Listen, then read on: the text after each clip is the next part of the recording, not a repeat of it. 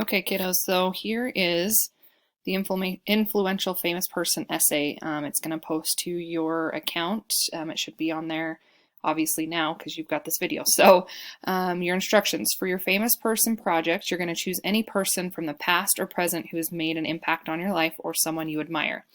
You need to make sure to complete a short research project about this person. That means you're just going to look up some articles and find some articles about this person. Below is a list of assignments you will need to complete in order for this project. Your rubric or your checkoff list is going to be in a different assignment. So number one, you're going to choose a famous person who's made an impact on your life or who you admire. The person you choose must have enough information about them to write a research project about them. So like I said, remember, pick somebody that you can find articles online about them. Complete some research. Use your iPad to search all about your famous person. You need to find at least 2 good articles that you can pull information from. Some of you have already done your slideshow with the person.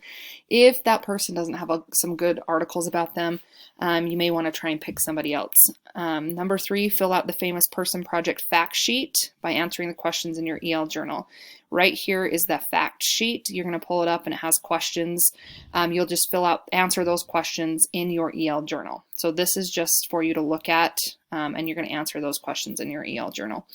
Use a note catcher to gather information. Right down here, you can see the informational essay note catcher. I made you an example. So if you can find a blank piece of paper, just do exactly what this looks like. I even gave you some examples of what you could do as your main ideas.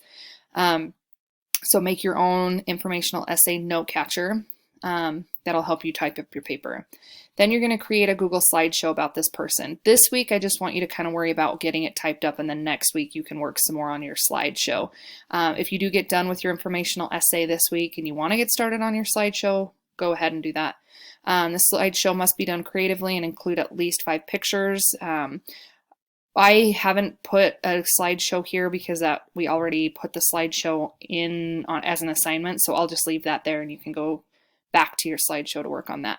And then we're going to present these in a Zoom meeting after spring break. So we'll have this week and next week to work on your essay and your slideshow. Then we'll start presenting them after spring break. Now, like I said, remember your rubric. Your rubric's going to be sent to you in a different essay. So you're either going to have informational essay rubric, informational rubric A, or informational essay rubric B. They're just your little checkoff lists. I'm going to fix this one. But yeah, they're going to be your little checkoff lists. So when you're typing, look at those and they'll help you. If you have any questions, feel free to email me, Dojo, or we'll talk about it in Zoom. Thanks, kiddos.